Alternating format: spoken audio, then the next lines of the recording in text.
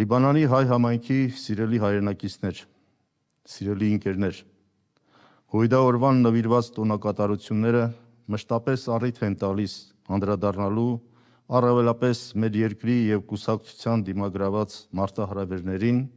և խորհելու մեր ներկա ու ապագա անելիքների մասին։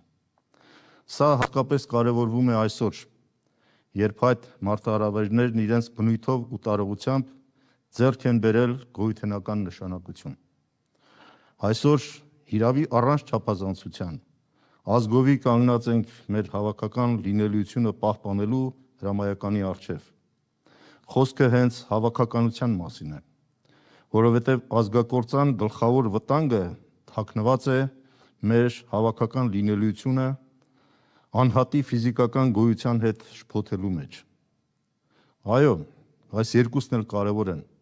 բայց հայ մարդու իմաստալից և երջանիկ կյանքը իր ազգակիցների հետ հարազատ միջավայրում ապրելու մեջ է, այլ ոչ թե օտար շրջապատում սոսկ գոյատևելու։ Այս պատկերացումն է տարանջատում ազգայինը ապազգայինից։ Այս հստակ տարբերակումն է նաև կանխորոշում, թե անհատ, ժողովուրդ, ազգ, պետականություն և հայրենիք կապերը ինչ իմաստ են ձեռք բերում, ընդհանրապես կան թե չկան, և վերջապես իրար փոխլարացնող ու ամբողջացնող են, թե հակադրվող ու մասնատող։ Դաշնակցության համար միշտ էլ առաջնային և գերական նպատակ է եղել ողջ հայության, որպես էթնիկ հավաքականության ինքնատիպության պահպանումը, նրա առաջընթաց զարգացումը և այսպիսով հայ ազգի հարատևության ապահովումը, քանզի արժեք և իմաստ ունեցող ամեն ինչի առանցքում մեր հայկական ինքնությունն է։ Ինքնություն, որի հենասյուներն են մեր ընդհանուր հայրենիքը, հայոց լեզուն, մեր սերունդների ժառանգությունն ու մշակույթը և մեր սուրբ կրոնն ու հավատամքը։ Իսկ սեփական ազգային ինքնության հետ իր պորտալարով չկապված անձը սովորական մահկանացու է միայն, անցողիկ և անհիշատակ։ Միայն իր տեսակը պահպանող և ազգի ճակատագրող ապրողն է, որ մաս է կազմում իր իսկ ազգի հարատևությանը և ունի տեսլականը հավերժական կյանքի։ Խորքում այսօր մեր այս հավատամքն է, որ փորձության է ենթարկվում։ Պատմության մեջ շատ է եղել, երբ մեր տեսակի և հավատքի ամրությունը փորձության է ենթարկվել դրսի թշնամիների կողմից, բայց կրկնակի դաժան և վտանգավոր է փորձությունը, երբ քողարկված կամ անթաքույց դրան ձայնակցում են ներսից։ Իսկ փորձությունները հաղթահարել ընդունակ է միայն այն ժողովուրդը, որը չի կորցնում իր դիմադրելու կարողականությունը։ Եվ այսօր թե դրսից և թե ներսից ըստ էության արվում է նույնը՝ թուլացնել մեր դիմադրողականությունը։ Թշնամին դա կատարում է դրսից ուժի կիրառման սպառնալիքով, պահանջելով ենթարկվել և դադարեցնել որևէ դիմադրություն, իսկ վարչախումբն էլ ներսից համարելով, որ դիմադրությունն անիմաստ է ու նույնիսկ կործանարար,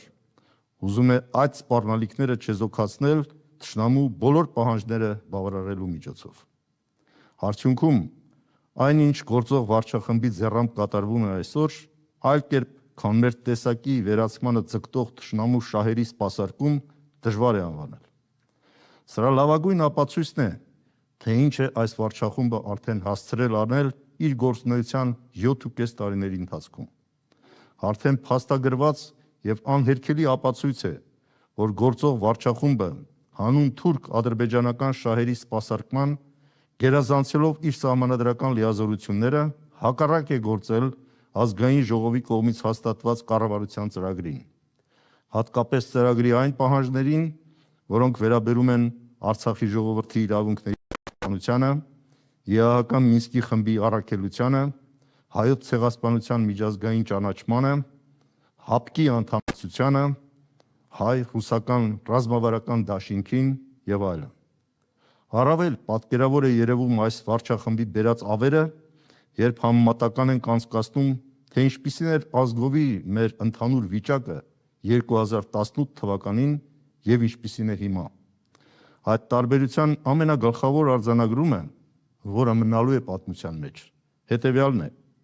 կար հաղթանակած ժողովուրդ հայկական լիարժեք վերահսկողություն Հայաստանի եւ Արցախի ամբողջական տարածքների վրա։ Հիմա ունենք դառը պարտությունից ուշքի չեկած հասարակություն, իր երբեմնի մարտունակությունը կորցրած բանակ, հայաթափված եւ հանձնված Արցախ, տարածքային ամբողջականությունը խախտված եւ ինքնիշխանությունը վտանգված Հայաստան։ Մենք նաեւ ականատես եղանք հայոց պատմության ամենաամոթալի դրվագին, երբ առաջին անգամ պետականություն ունենալու ժամանակ կատարվեց Արցախահայերի նոր ցեղասպանությունը։ Մինչ այդ տեսանք նաև, թե ինչպես է մեր հաղթական ազատամարտը ստորադասվում 2018 թվականին կատարվածին եւ հայտարարվում, թե մեր հերոսները զոհվել են հանուն ոչինչի։ Վարչախումբը փաստացի ստանձնելով թուրք-ադրբեջանական տանդեմի պահանջները հիմնավորողի, լեգիտիմացնողի, կատարողի գործառույթը ձեռնամուխ եղավ կոտրելու ազգային ոգին, սպառելու պայքարի հնարավորությունները եւ հասարակությանը մղելու անճարության։ Դա կատարվում էր հային հայ պահող եւ մեր հաղթանակների հիմքերը ձևավորած ամեն ինչ արզեզրկելու եւ խարխլելու միջոցով։ Պատմական փաստ է, որ մեր նոր կազմավորված երկու հայկական պետությունների ազատությունը, անկախությունը եւ միասնականությունը ձեռք է բերվել եւ պահպանվել Հայաստանի եւ Արցախի անկախության մասին հռչակագրերի, Հայաստան-Արցախ սփյուռք եռամիասնության, մարտունակ բանակի, եկեղեցու եւ համազգային կառույցների շնորհիվ։ Այս վարչախումբը հետևողականորեն նսեմացրել է այս համազգային ձեռքբերումները եւ մսխել մեր հաղթանակի արդյունքները։ Եվ իրենց օրոք արդեն անկախության վերոնշյալ հռչակագրերը մերժված են եւ անտեսված։ Հաղթանակած բանակը պարտված եւ տկարացած, եռամիասնությունը խաթարված եւ պառակտված, եկեղեցին եւ համազգային կառույցները հետապնդված եւ հալածված։ Ըստ այդմ, թշնամու երազած լավագույն պայմանները ստեղծվում են իր հակահայ նպատակներին հասնելու համար։ Հավասիկ, Արցախի հանրապետության հռչակման մասին հռչակագրից հրաժարվեցին, Արցախը հայաթափվեց եւ հանձնվեց Ադրբեջանին։ Հայաստանի անկախության մասին հռչակագրից հրաժարվելը հետևանք կբերի հայոց ինքնիշխան պետության կորուստը եւ Հայաստանի թուրքացումը։ Վարչախումբը խզելով կապը Արցախի հայկականության եւ Հայաստանի ինքնիշխանության ու տարածքային ամբողջականության միջև գնում է երկուսն էլ կորցնելու ճանապարհով։ Ավելին, փորձում է դա անել հանրությանը պահելով հրեշավոր մոլորության մեջ, թե իբրև Արցախը թոք էր մեր վզին փաթաթված եւ պետք էր ազատվել դրանից, որպեսզի փրկենք Հայաստանը։ Այսօր բացեիբաց խոստովանում են, որ 44-օրյա պատերազմով գոռալով հաղթելու ենք, մտածված մեր ժողովրդին տարել են նվաստացուցիչ պարտության, իբրև թե հանուն Հայաստանի անկախության ամրապնդման։ Առնվազն մտախանգարում պետք է ունենալ ընդունելու, որ չարին ու թշնամուն հանձնվելն ու պարտվելը միջոց են ազատության ու փրկության։ Իրականում թշնամուն չզիջելու հնարավորություն չունեցողը ստիպված է լինելու մաս-մաս զիջել ամեն ինչ։ Սա է պարտվածի եւ պարտությամբ հպարտացողի վախճանը։ Եվ սա է այն վախճանը, դեպի ուր տանում է մեր ժողովրդին պարտվողականությունն ու զիջողականությունը որպես իր քաղաքական հավատամք դարձրած այս վարչախումբը, իհարկե սնելով մարդկանց թե արդեն հաստատված խաղաղության սին պատրանքներով։ Սակայն այն, ինչ այսօր ներկայացվում է որպես հաստատված խաղաղություն, մեծագույն խաբկանք է եւ իրականում լոկ ժամանակավոր զինադադար նոր զիջումների նախաշեմին։ Եվ այդ զինադադարը կարող է խախտվել բոլոր այն դեպքերում, երբ թուրք-ադրբեջանական տանդեմի որևէ հերթական պահանջ չբավարարվի։ Հետևաբար այս վարչախմբի մատուցածը իրականում ոչ թե խաղաղության հաստատման, այլ մեր կրած պարտության ամրագրման գործընթաց է, ուղղված բավարարելու թուրք-ադրբեջանական տանդեմի շարունակական բոլոր պահանջները։ Այսպիսի խաղաղություն ստանալը փաստացի խաղաղություն է թուրքացման դիմաց։ Թուրք-ադրբեջանական տանդեմը այս վարչախմբի օժանդակությամբ ներքաշել է մեզ սողացող կապիտուլյացիայի մեջ, որի նպատակն է առավելագույնը ստանալ մեզ հասցրած պարտությունից։ ինչը նշանակում է Ադրբեջանի գլխավոր պահանջի իրականացում, այն է Հայաստանը վերածել փաստացի արևմտյան Ադրբեջանի։ Սրա համար Ադրբեջանը օրակարգ է դարձնում այսպես կոչված արևմտյան ադրբեջանցիների վերադարձի, Հայաստանին ագրեսոր երկիր ներկայացնելու եւ իբրև թե Արցախը եւ հարակից տարածքները երկար տարիներ գրաված լինելու համար փոխհատուցում պահանջելու հարցերը։ Դրան լիովին համընթաց այս վարչախումբն էլ օրակարգ է բերում այսպես կոչված իրական Հայաստանը պատմական Հայաստանին հակադրելու, Արցախն ուրանալու, մեր ազգային խորհրդանիշերը վերանայելու եւ սահմանադրության նախաբանը զեղչելու դրսից պարտադրվող հարցերը։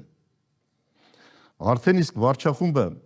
հրաժարվել է մեզ համար շահեկան իրավական հիմքերով Հայաստանի ավելի մեծ տարածքներ ամրագրող սահմանազատում եւ սահմանագծում իրականացնելու նպատակից։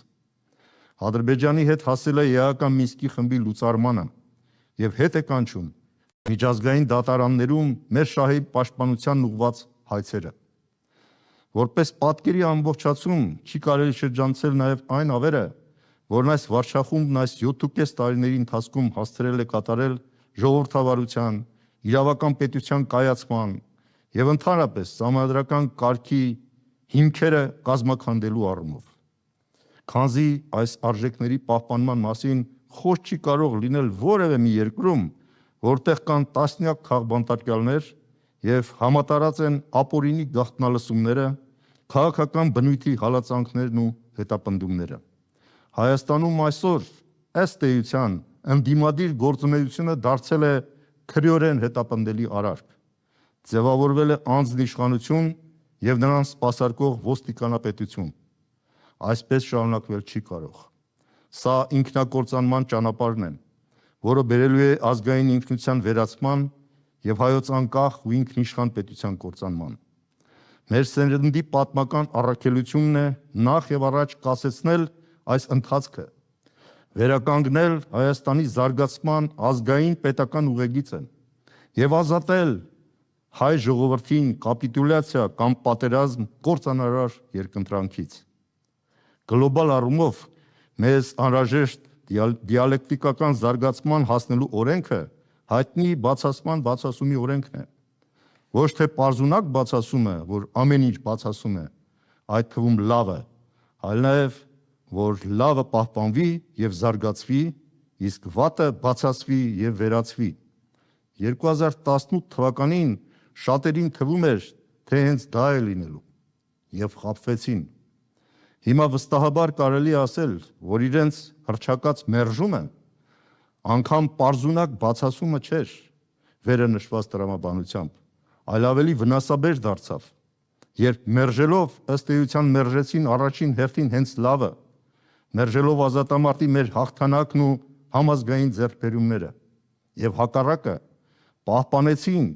եւ կատարելագործեցին վատը, հորի բարքերը, կոռուպցիան, հովանավորչությունը, բռնաճնշումները եւ սահմանադրական կարգի արհամարումը։ Եվ ուրեմն նախ եւ առաջ պետք է մեր երկիրը բերել զարգացման ուղեգծի վրա,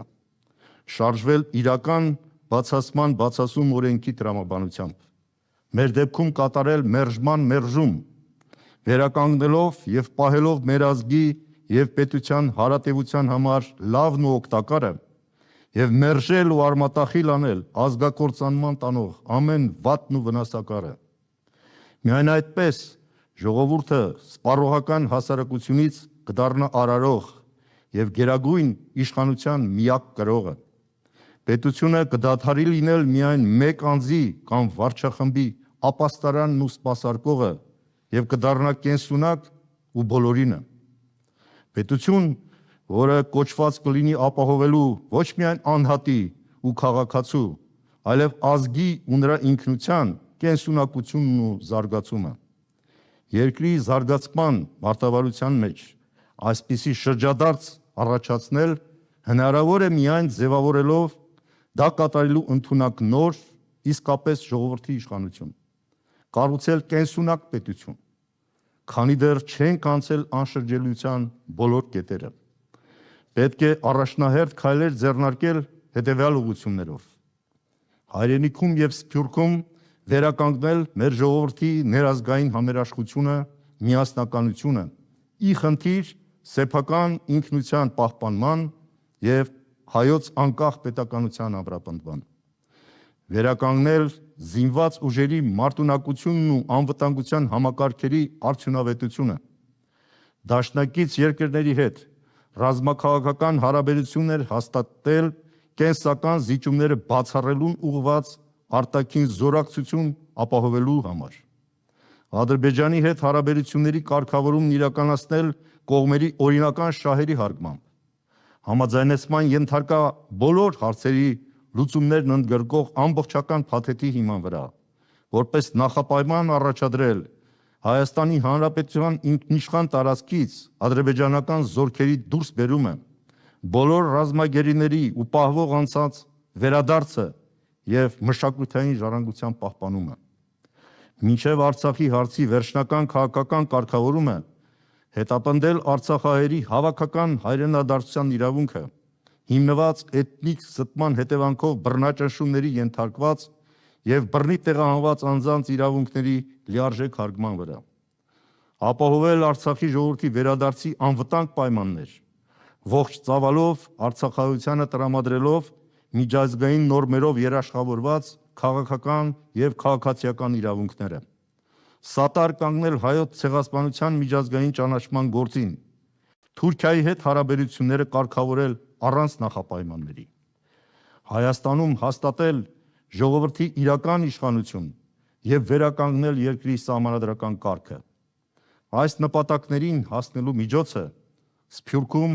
համահայկական զորաշարժի առաջացումն է, իսկ Հայաստանում իշխանափոխության օրակարգի շուրջ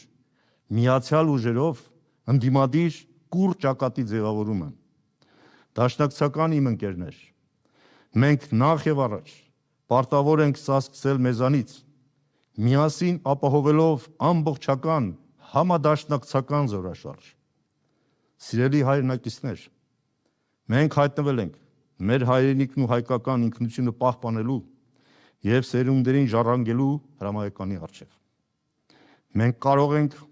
եւ պարտավոր ենք դա անել, մենք զավակներն ենք 88 թվականի համազգային զարթոնքի եւ հաղթանակներ կերտած ժողովրդին, ազատագրենք մեր հոգիները, փակենք պարտության այս էջը, որ Արցախին ետ դառնա իր տուն, որ Հայաստանն իր սյունիքով մնա հայկական, որ հայն իր երկրում եւ աշխարհում քայլի վստահ ու հաղթական, կեցցե Հայաստանն ու հայությունը, կեցցե հայ հեղափոխական դաշնակցությունը, միություն, պայքար եւ հաղթանակը մերը կլինի, շնորհակալություն ուշադրության համար։